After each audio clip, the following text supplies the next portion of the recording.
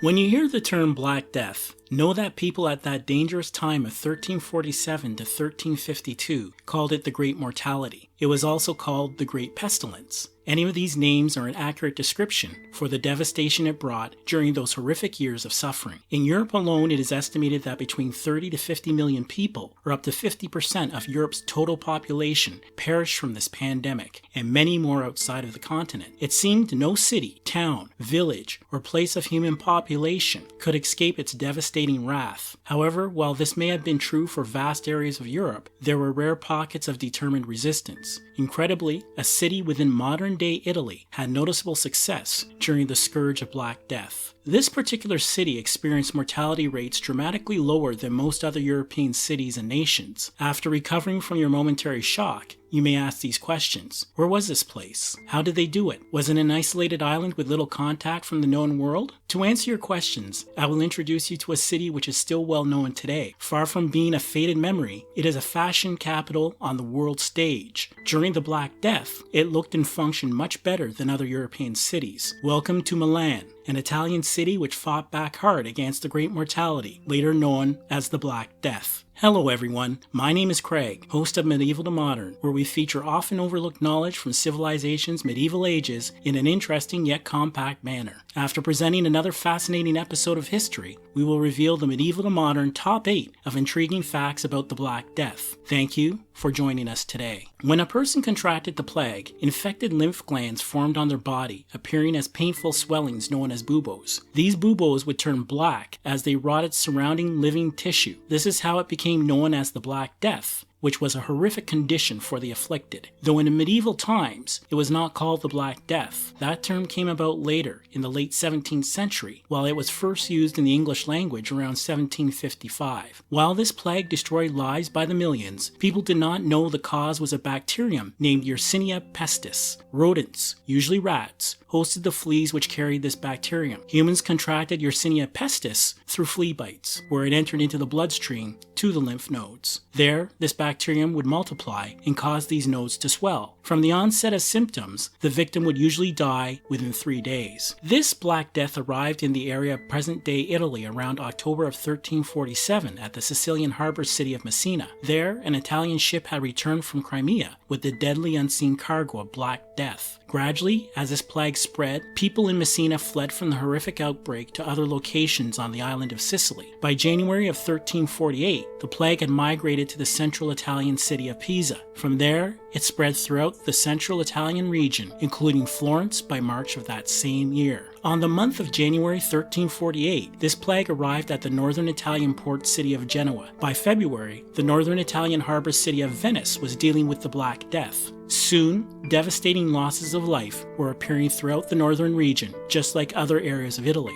The Black Death would also reach towards Milan. There, one would expect that a similar destruction of lives and futures would also fall upon this northern city. Though before we see what happened next, let us learn a little more about Milan during the Great Mortality. Milan at this medieval time was a powerful Italian city-state of approximately 100,000 people, doing very well from trade and commerce. Along with wealth, there was a noticeable sense of civic pride. They practiced good hygiene and were not nearly as superstitious when compared to other places during this period. These characteristics would prove to be solid advantages when the Black Death arrived. Just as important, unlike Venice and Genoa, it was not a port city. Therefore, no plague-stricken ships would be arriving straight at the city's doorstep, though there was more than physical geography to strengthen Milan's defenses against this plague. This northern Italian city was prosperous because of skillful, knowledgeable governance. The Lord of Milan, Lucchino Visconti, appreciated music and literature. As a military commander, he also knew the importance of tactics and planning. So, when he heard about an unseen enemy which could bring a fatal disease to his domain, he prepared like any other competent senior army officer. In terms of authority, he did not answer to a council, so the Milanese government could take decisive action as he seen fit. Lucchino Visconti could also behave in a harsh, ruthless manner if he deemed it necessary to achieve personal aims. Therefore, he would not combat the Black Death like a helpless victim, as the city's residents would soon learn. Fortunately, there was communication among the northern Italian cities. They constantly exchanged information about the Black Death's progress in their region. Additionally, they passed among themselves assumptions concerning the state of this disease throughout the northern region. If any of these governments found proof of the pestilence in their city, a lengthy ban was declared, or a temporary suspension would be decreed if it was reasonably suspected of being present. When he first heard about this plague approaching Milan, Lucchino Visconti put his plan of defense into action. The city gates were reinforced with more guards, aimed at stopping possible plague visitors from entering. Being a city with valuable trade, merchants had to leave their goods outside these gates. Then,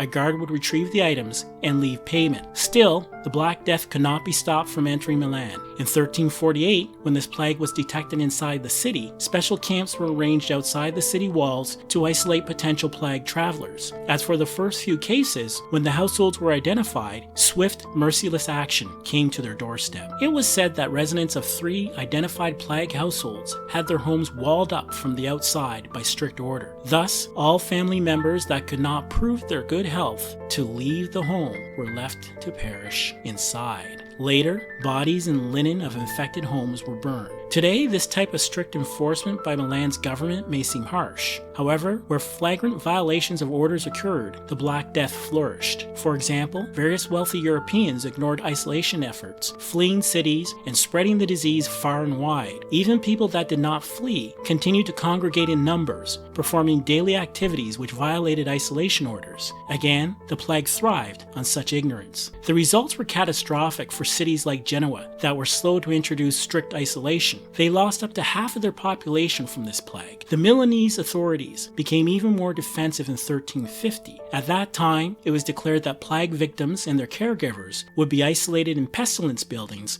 located outside the city walls. Milan's efforts to combat the Black Death used knowledge as well as harsh physical tactics. There were skilled physicians in this city, and the government was wise enough to consult them. Early symptoms of the plague were distinct and could be easily recognized by a trained physician. After detection, it was only a matter of finding out who lived in the household of the infected person and who they were in regular contact with outside of the home. This is similar to what we call contact tracing today. Furthermore, Milan's government heeded the physician's advice. Unlike various other Italian cities, many of their physicians strictly adhered to ancient methods of treating the plague like bloodletting. They were extremely reluctant to adapt old treatments to reality before their very eyes. When the period of Black Death ended, Milan's estimated 15% death rate was the lowest of any Italian city. Though high by today's standards, it was a great accomplishment in the medieval world. After the Black Death, people would begin to challenge the medical practices of their time, seeking to find methods which truly worked. It is this question of rigid, ineffective procedures which led to knowledge that would underpin modern practices. In addition, the dramatic population loss led the way to a gradual elimination of the unjust feudal system, which brings us to that time at which we will share the medieval to modern top 8 of intriguing facts about the Black Death. As our viewers know, we believe knowledge is ageless, as well as enjoyable. Now, we shall present them all for your learning pleasure. Number 1. Having been successful in combating the Black Death, Milan was not so fortunate with subsequent plagues which occurred. For example, when the plague of St. Charles visited Milan in 1576, the death toll reached over 17,000 people. Number 2. It is believed there were 3 main strains of plague affecting humans during the Black Death. They were bubonic, septicemic, and pneumonic. Although it is uncertain which of these were the majority of cases, probably all 3 were involved to some extent. Number 3. Once you contracted the plague, there was an estimated 80% chance that you would die. Though if you were a healthy person, chances are your odds of survival were greater than a weakened, malnourished person with a compromised immune system. You could still get infected, you just had a better chance of survival. Number 4. Even religious organizations like the Catholic Church were not spared by this plague. Pope Clement VI lived in Avignon, located in modern-day France. At the time of the Black Death, 1/3 of cardinals residing there died, though he survived. How did he achieve this? It could have been because of physicians' orders to sit in an area surrounded by fire. In reality, this action probably kept fleas, rats, and infected people from reaching him physically. Number 5. It is now believed that certain populations possess genetic protection against the Black Death in Europe. For example, some modern researchers think it was possible that surviving typhus